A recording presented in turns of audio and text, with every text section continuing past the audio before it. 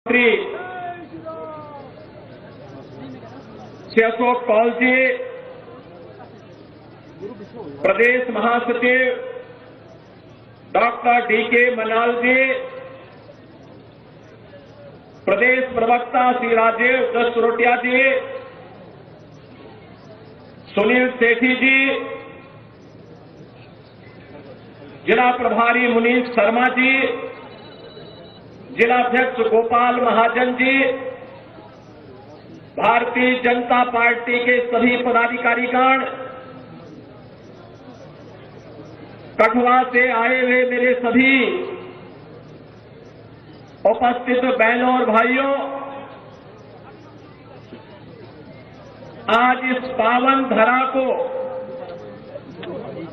जो हमारे सभी आराध्य देवों के साथ ही ऋषि मुनियों की साधना की पवित्र भूमि है,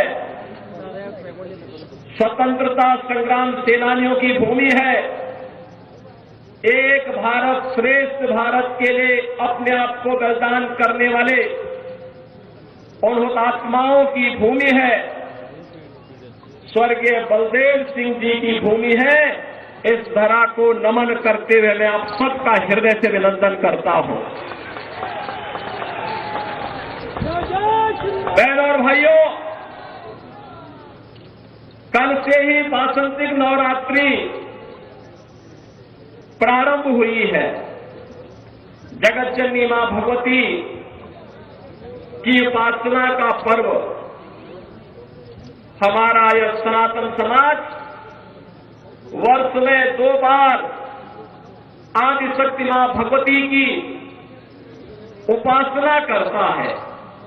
याद करिए, ये शक्ति सृजन का अवसर होता है और ये 9 दिन हम सब सनातन धर्मावलंबियों के लिए उसी शक्ति को अर्पित करने का एक अवसर है।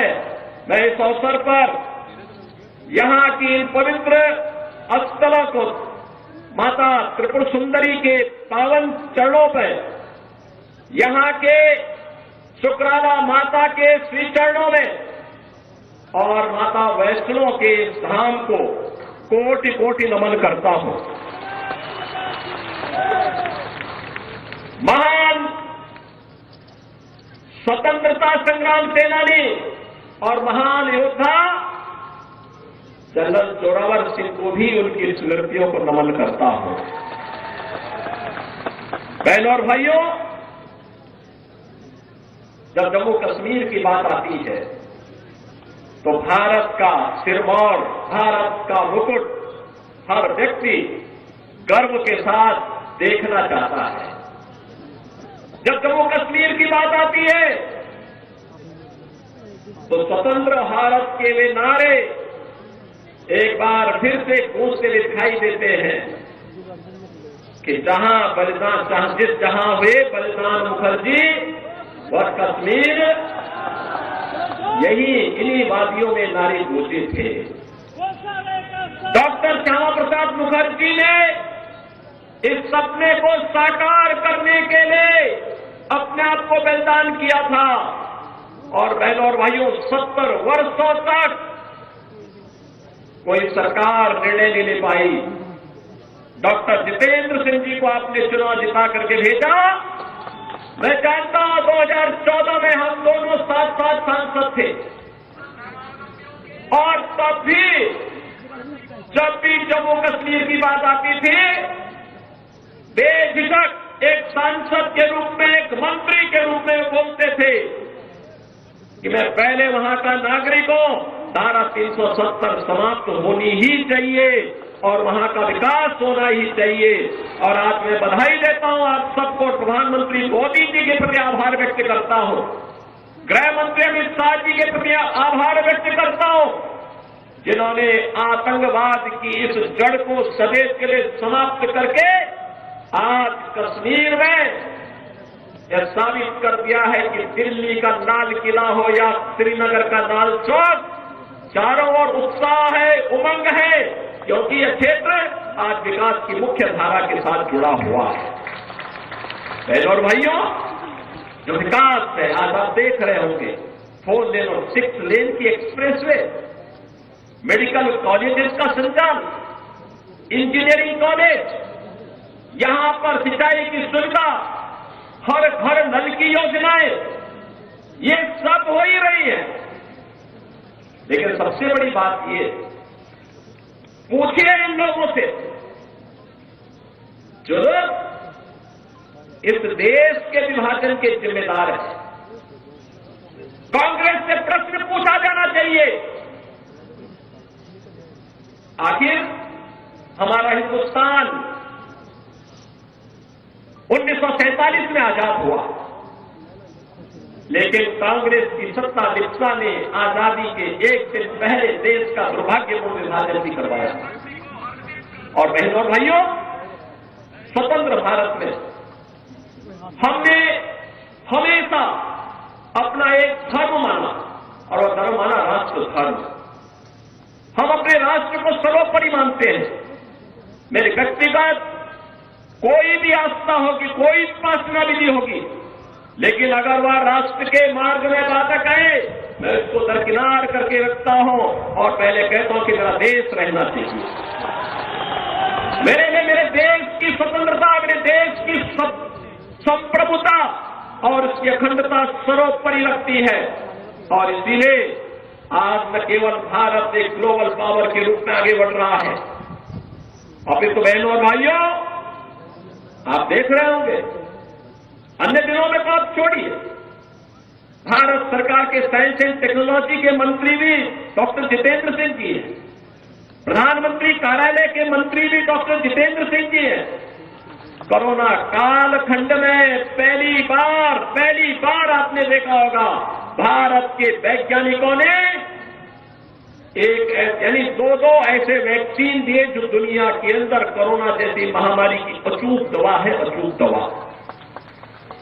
आपने देखा होगा, सबसे प्रभावी वैक्सीन भारत ने दी, फ्री में वैक्सीन,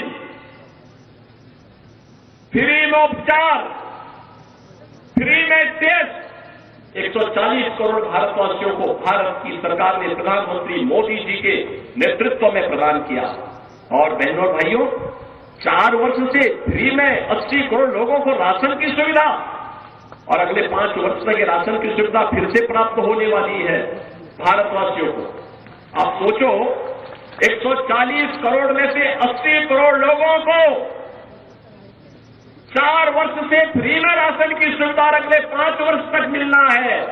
और दूसरी तरफ 1947 में भारत से अलग हुआ पाकिस्तान भीख का कटोरा लेकर के दुनिया के अंदर भीख मांगता हुआ दिखाई दे रहा है।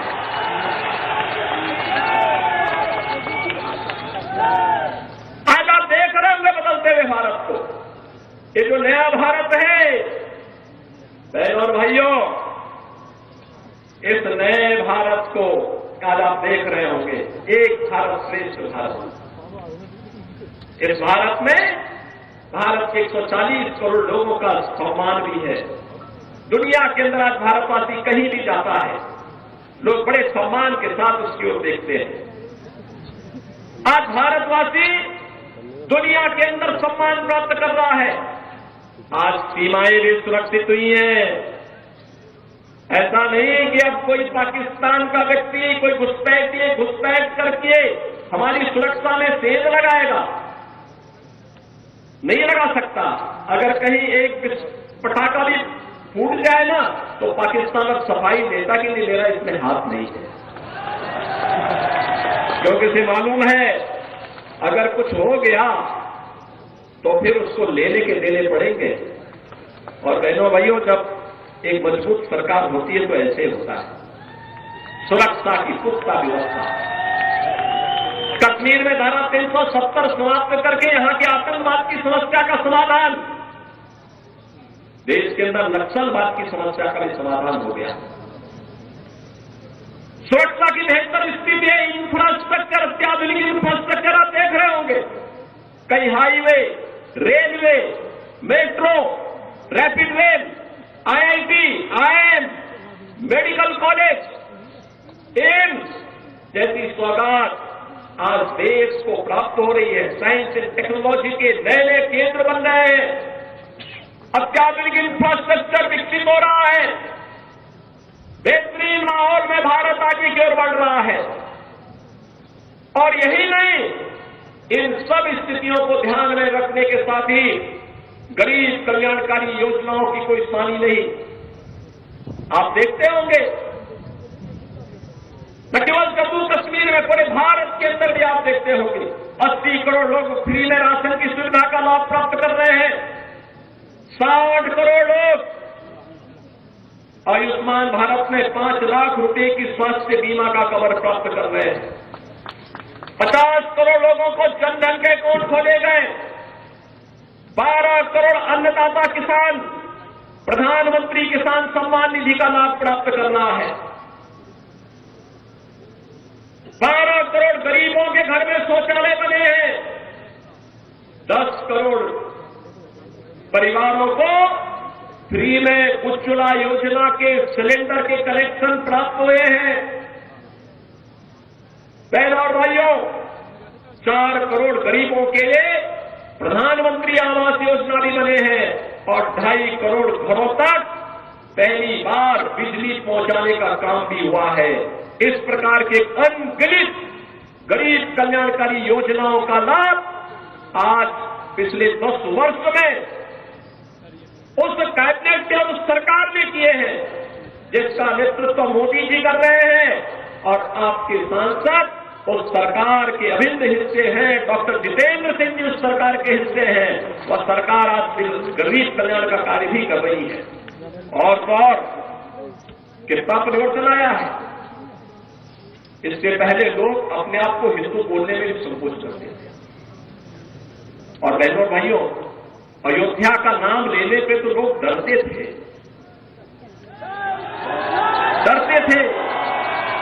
मुझे याद है जब मैं 2017 में उत्तर प्रदेश का मुख्यमंत्री बना तो मैं अयोध्या चला गया। लोगों ने कहा क्या कर रहे हैं? मैंने कहा क्यों? कहा कि अयोध्या जाने से आपको मालूम है तो कुछ लोग नाराज हो जाएंगे। मैंने कहा कुछ लोग नाराज हो जाएंगे तो क्या मैं अपनी आस्था के साथ और जन आस्था के साथ खिलवाड़ कर दूं क्या? ये वोट बैंक के लिए नहीं हो सकता है। हमने कहा अयोध्या में भव्य दीपोत्सव के आयोजन की तैयारी करो। और बहनों और भाइयों, अच्छी सरकार बनती है तो 500 वर्षों का इंतजार भी समाप्त हो जाता है। आज अयोध्या में राम मंदिर का निर्माण हुआ है ना, क्या ये काम कांग्रेस के लोग कर पाते क्या? अयोध्या में राम मंदिर का निर्माण कांग्रेस कर पाती क्या? बहनों और भाइयों, कांग्रेस ने तो कहा था कि राम हुए ही नहीं, कृष्ण हुए ही नहीं। जो एक्सीडेंटल हिंदू थे वे राम और कृष्ण पर ही प्रश्न खड़ा कर दिए थे। इससे बड़ी आस्था के साथ खिलवाड़ दूसरा नहीं हो सकता। बहनों और भाइयों, कैसे इन्होंने अपमानित करने का प्रयास किया था। राम और कृष्ण के अस्तित्व पर ही प्रश्न खड़ा करके हमारे आराध्य देवों को नकारने का प्रयास किया था। लेकिन आज अयोध्या में भव्य राम मंदिर का निर्माण न केवल हो गया है बल्कि आज आप अयोध्या जाएंगे, आपको आज परिवर्तन देखने को मिलेगा। अयोध्या में लगेगा जैसे त्रेता युग का अयोध्या यहां उतर आया है, साक्षात उतर आया है। जब अच्छी सरकार आती है तो यही होता है। अच्छी सरकार आती है यही होता है। काशी में आप जाइए, काशी विश्वनाथ धाम बन गया है। लोग बोलते थे काशी विश्वनाथ धाम संकरी गली थी, बड़ा मुश्किल 5 लोग जा पाते थे। आज 50,000 श्रद्धालु भी एक समय वहां आ जाए मंदिर परिसर में, कोई समस्या नहीं है, कोई समस्या नहीं है। आस्था का सम्मान कैसे होना चाहिए, यह कार्य भी आज देखने को मिल रहा है। नौजवानों के लिए रोजगार की व्यवस्था, जीविका की व्यवस्था कैसे होनी चाहिए, यह कार्य भी आज देश के अंदर बखूबी आगे बढ़ रहा है। और बहनों और भाइयों, यही नहीं, हमें सुरक्षा भी करनी है और देश को समृद्धि के नई ऊंचाइयों तक भी लेके चलना है। इस पर जो कार्य वर्तमान में हो रहा है, ये किसी से छुपा हुआ नहीं है, पूरा देश इस बात को जानता है। आपने देखा होगा ये देश जब अपनी आजादी का अमृत महोत्सव मना रहा था, आजादी के 75 वर्ष पूरे हो रहे थे, देश उत्साह के साथ जुड़ा हुआ था और उत्साह को और दुगना कर दिया था जब जो ब्रिटेन लगभग 200 वर्षों तक जिस भारत पे शासन किया था, उस ब्रिटेन को पछाड़ करके प्रधानमंत्री मोदी जी के नेतृत्व में भारत दुनिया की 5वीं बड़ी अर्थव्यवस्था बना, 5वीं बड़ी अर्थव्यवस्था बना। और आज तो हम इसीलिए आए हैं, बहुत सारे लोग आएंगे आपके पास अपनी बात कहने के लिए, कोई जाति की बात करेगा, कोई क्षेत्र की बात करेगा, कोई भाषा की बात करेगा, कोई किसी अन्य बात की बात करेगा। हमें किसी बात में नहीं उठना है, बहुत खोया है, अब पाने का समय आया है, अपने देश को मजबूत करने का समय आया है। कठुआ को विकास की मुख्य धारा के साथ जोड़ करके अपने वर्तमान और भावी पीढ़ी के लिए उज्जवल भविष्य देना है और इसके लिए आवश्यक है जो कार्य यहां पे पिछले 10 वर्ष के अंदर मैं सचमुच चौंका था जब मैं ऊपर से हेलीकॉप्टर से देख रहा था। यहां का विकास किस तरीके से कोई सोचता था यहां भी एक्सप्रेसवे से जुड़ेगा, यहां भी मेडिकल कॉलेज बनेंगे, यहां पे प्रौद्योगिकी संस्थान बनेंगे, यहां पे कुछ अच्छे सेंटर स्थापित होंगे। जम्मू कश्मीर को तो लोगों ने लावारिस छोड़ दिया था, भगवान भरोसे छोड़ दिया था। देश को इन्होंने किस प्रकार का व्यवहार देश के साथ किया था। बहनों और भाइयों, कांग्रेसियों के व्यवहार पर कोई आश्चर्य नहीं, क्योंकि इन्होंने पूरे देश को अपनी बपौती समझ करके उसको जब देश के ऊपर संकट आता था ये लोग देश छोड़ करके भाग जाते थे। किसी भी समय में आपने देखा होगा क्या डोडा का नरसंहार किसने नहीं देखा था।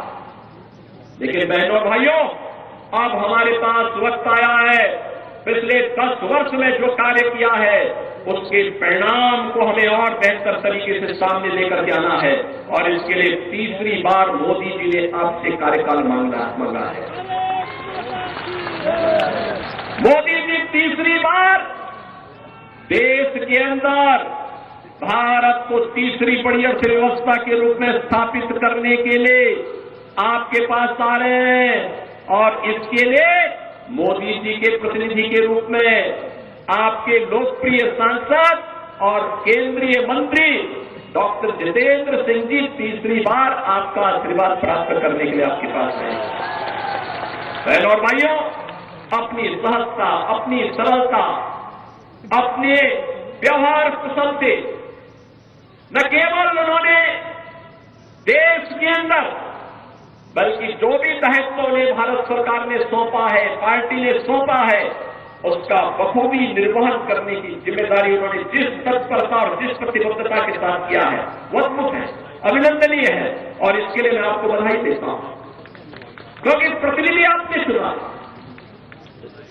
उनके साथ संसद में हम लोग जब 2014 में साथ सांसद थे तब भी मैं देखता था बहुत ही सहजता सरलता के साथ किसी भी बड़ी से बड़ी समस्या का समाधान कैसे होना चाहिए इसके लिए वह उस समस्या के समाधान पर विश्वास करते थे। बहनों और भाइयों, आज मैं आपसे यही कहने के लिए आया हूं, आज ये देश आज जिस नए युग में प्रवेश किया है, जिस नए भारत का हम दर्शन कर रहे हैं, यह सच है मोदी जी का नेतृत्व है, मोदी जी को इसका श्रेय जाता है। नए भारत के शिल्पी के रूप में मोदी जी का हर व्यक्ति सम्मान करता है। लेकिन बहनों और भाइयों, मोदी जी के साथ साथ आपको भी इसका श्रेय जाता है, क्योंकि मोदी जी को एक वोट देकर के आपने मोदी जी को देश की सत्ता सौंपी, देश की बागडोर सौंपी। मोदी जी को देश की बागडोर सौंपी है तो परिणाम आज आपके सामने है। अयोध्या में राम मंदिर भी बन रहा है, भारत दुनिया की बड़ी ताकत भी बन रहा है, सुरक्षा का बेहतर वातावरण भी बन रहा है, विकास के बड़े बड़े कार्य भी हो रहे हैं, गरीब कल्याणकारी योजना भी प्रभावी ढंग से आगे बढ़ रही है। अगर जनता जनार्दन वोट ही न देती, क्या हम उत्तर प्रदेश देश के सबसे बड़े राज्य को संभाल पाते क्या? जो जम्मू कश्मीर की स्थिति थी, यहां पर पाकिस्तान प्रस्त आतंकवादी किस तरीके से तबाही मचाए हुए थे, लेकिन उत्तर प्रदेश के अंदर तो सत्ता के संरक्षण में जिस प्रकार की अराजकता थी, हर दूसरे दिन दंगा होता था, कर्फ्यू लगता था, महीनों महीनों कर्फ्यू रहता था। बहनों और भाइयों, 7 वर्ष से मैं आज उत्तर प्रदेश के अंदर मुख्यमंत्री के रूप में काम कर रहा हूं, और बहनों और भाइयों, 7 वर्ष में एक भी दंगा नहीं हुआ, कोई दंगा नहीं है, कर्फ्यू नहीं है, बल्कि भगवान शिव की कावड़ यात्रा निकलती है धूम धड़ाके के साथ। लोग भूल गए कि कर्फ्यू भी कभी लगता था यहां पे। आप देखते होंगे, उत्तर प्रदेश देश का पहला राज्य है जहां के धर्मस्थलों से जो माइक की चिल्लाहट होती सब उतर गया है, समाप्त। अब माइक की आवाज नहीं होती है, लोग शांतिपूर्ण तरीके से विकास में विश्वास कर रहे हैं। विकास और आस्था को सम्मान किस रूप में होना है, अयोध्या उसका एक उदाहरण आपके सामने है, मथुरा वृंदावन उसका उदाहरण है। और बहनों और भाइयों, मैं तो आज अपने कठुआ के बहनों और भाइयों से यही कहूंगा, आपके यहां प्रथम चरण में चुनाव है। चुनाव के बाद पदाधिकारी अपने क्षेत्रों में प्रचार के लिए जाएंगे, देश के अन्य क्षेत्रों में भी जाएंगे, लेकिन आप लोगों को फिर अयोध्या के दर्शन के कार्यक्रम जरूर बनाना चाहिए। बनाइए, हमें पहले से बता दें, आज अयोध्या में कोई समस्या नहीं है, कोई समस्या नहीं। जो पहले आज से 7 वर्ष पहले, 10 वर्ष पहले अयोध्या गया होगा, वो थोड़ा संकोच कर रहा होगा। अब अयोध्या बदल गई है। जैसे कठुआ में 6 लेन के एक्सप्रेस वे आ रही है ना, ऐसे अयोध्या के अंदर भी हम लोगों ने ऐसे एक्सप्रेस वे बना दी है।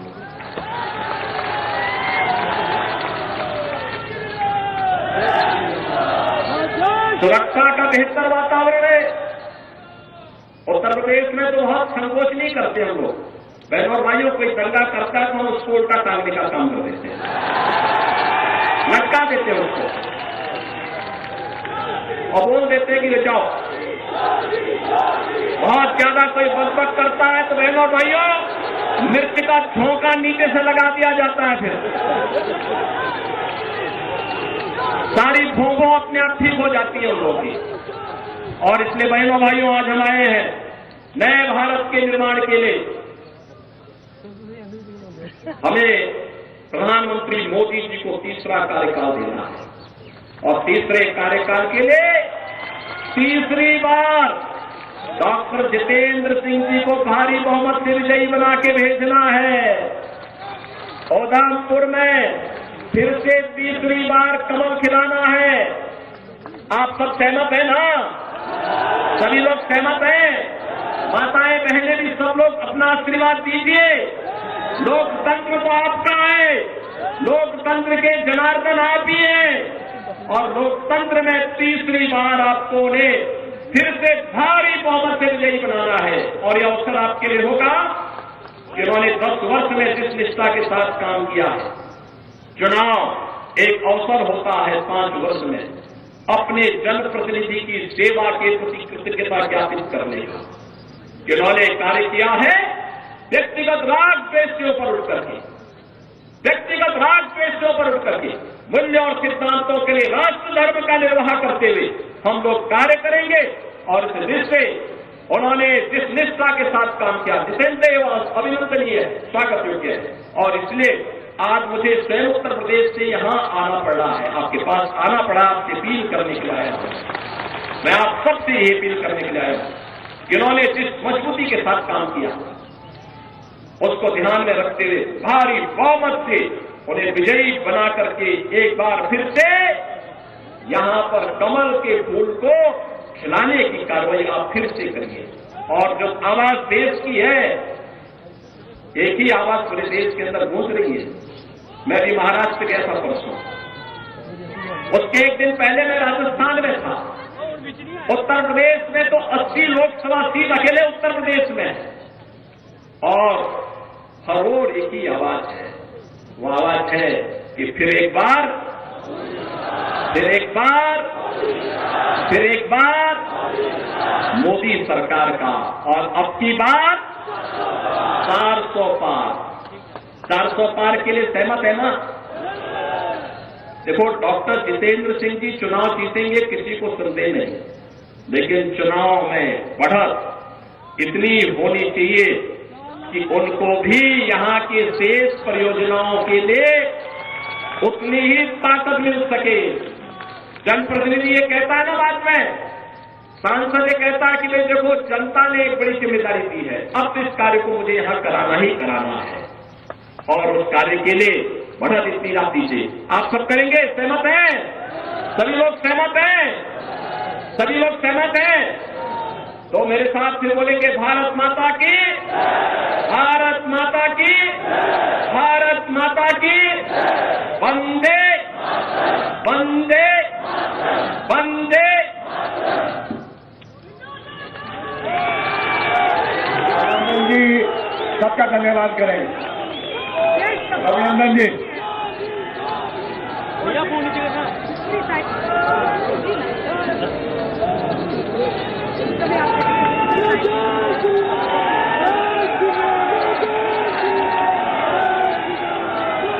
भारत माता की। देवों के साथ ही ऋषि मुनियों की साधना की पवित्र भूमि है,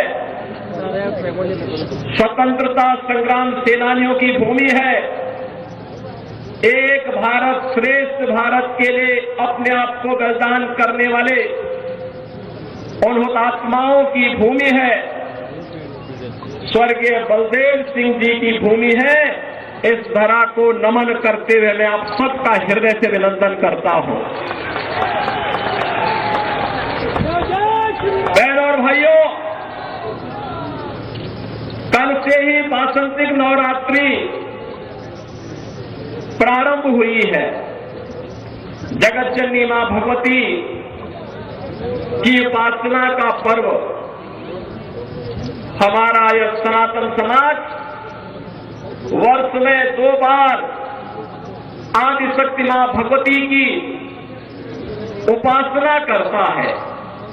याद करिए, ये शक्ति सृजन का अवसर होता है, और ये 9 दिन हम सब सनातन धर्मावलंबियों के लिए उसी शक्ति को अर्पित करने का एक अवसर है।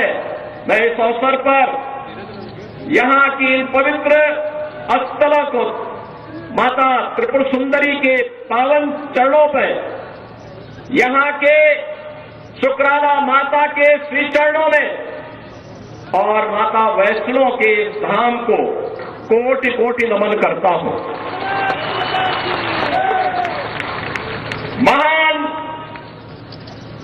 स्वतंत्रता संग्राम सेनानी और महान योद्धा जनरल जोरावर सिंह को भी उनकी स्मृतियों को नमन करता हूं। बहनों और भाइयों, जब जम्मू कश्मीर की बात आती है तो भारत का सिरमौर, भारत का मुकुट हर व्यक्ति गर्व के साथ देखना चाहता है। जब जम्मू कश्मीर की बात आती है तो स्वतंत्र भारत के वे नारे